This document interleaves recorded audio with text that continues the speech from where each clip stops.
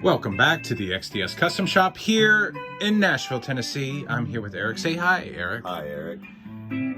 What are you playing through here, man? This is not a small board, not a medium board, but a sort of a large board.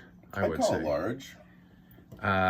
We didn't weigh this. Yeah, over under. Yeah. All right, comment below. And skip to 20 seconds away from now if you don't want to know. All right, ready? And Eric, how big was it? 36 by 18. 36 by 18.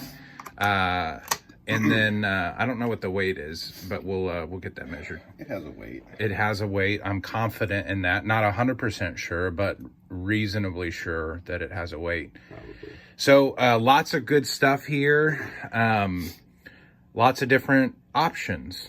There's a ton of fun stuff on here, and all pretty much no overlap, really. Everything is kind of its own thing. Yeah. Sometimes a board this big, you end up with a ton of drive pedals, and they're kind of varying levels of the same thing sometimes. Sure.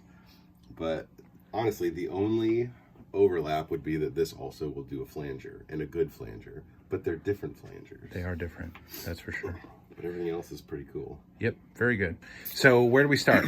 Starts with a little interface here, relatively simple one, an insert. For if you don't have enough pedals on the board. If you need more, sometimes you might need to put a whole other board of similar size in That's here. right. Or a volume pedal. Yeah, and also a 9-volt through here for if you want to add I was going to say a wah pedal, but there's one right here. Yeah, if you want to add another wah pedal. If you need another flanger, you can put it out here and power it with That's right. So in from the interface to in, the Octafuzz, old school, classic. full tone. They're so trashy. I wonder if this will do the Thornley trick.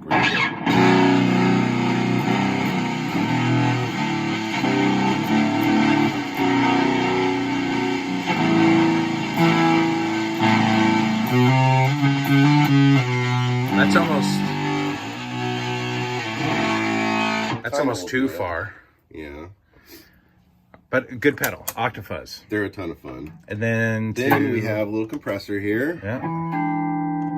So much compressed. And you can make it more or less, whatever you like. There you go. Or you can play slide with it even.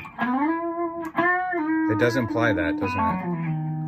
And then we have one of these guys. These are cool. Henry. It's super cool. We put one of these on a board for Johnny Lang. They sound pretty good.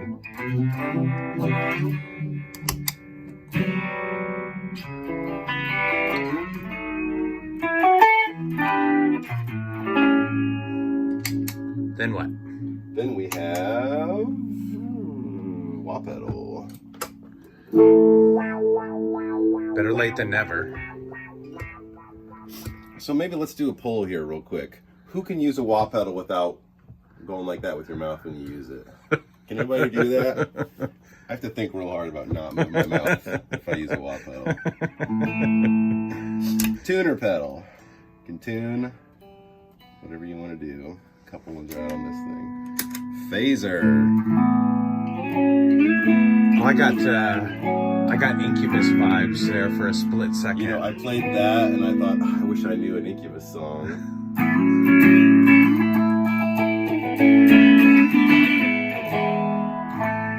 Got away from it. T4, which I think is a big muff thing. I think that's what I read too.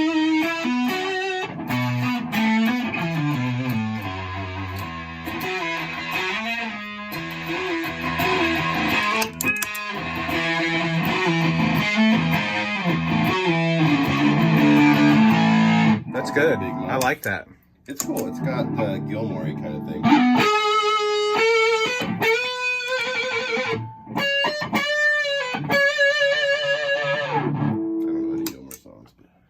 Lightspeed, modern classic.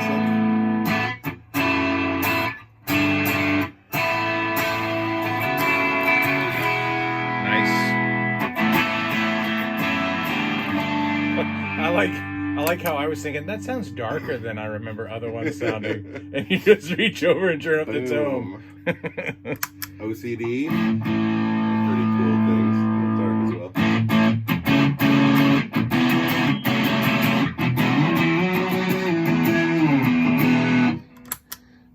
modern classic. Does EB that go booster here? Can be boosted. Watch this, guys. Watch what you can do with this.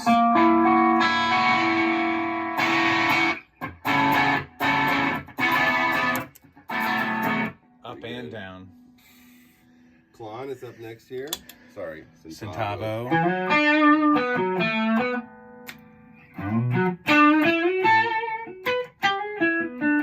Nice. Tube driver. Are you going to say what I think you're going to say? Is there a bigger difference between what you think a pedal sounds like and what it sounds like in real life? I can't think of a bigger one offhand. Look at that thing and you think that should sound like Eric Johnson.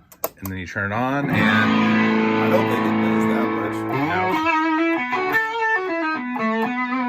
No. Of course, Eric stacked it with stuff. He had some stuff going on with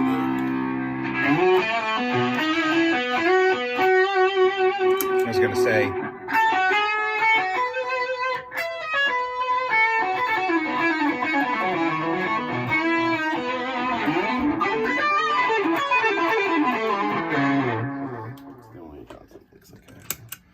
But either way, I think it sounds cool. Yeah, you always say, I think like Gilmore, Eric Johnson, I'm going to turn it on, I'm going to get that thing.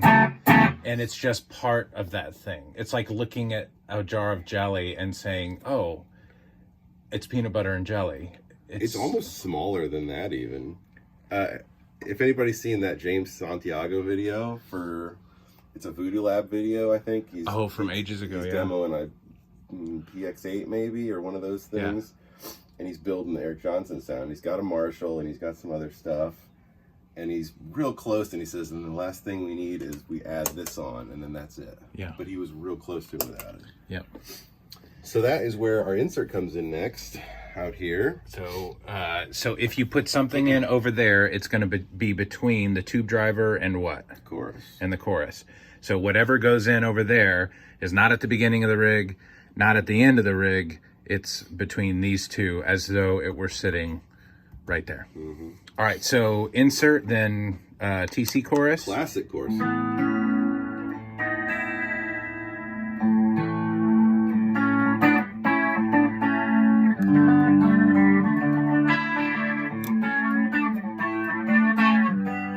I think the flanger in there is oft overlooked. It is. Not a lot of people use it, or no one famously has used it, I think. Yeah, but here's kind of a famous flanger.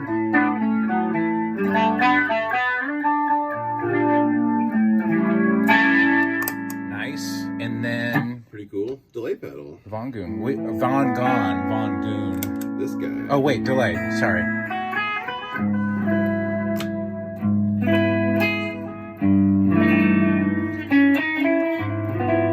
Nothing wrong with that. And then vibrato reverb. Yep.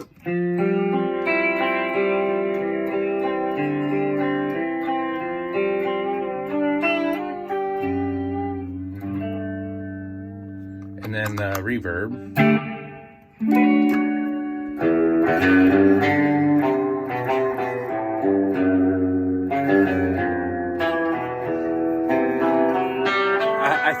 I think the pedal sounds good, but we've mostly been enamored with this box.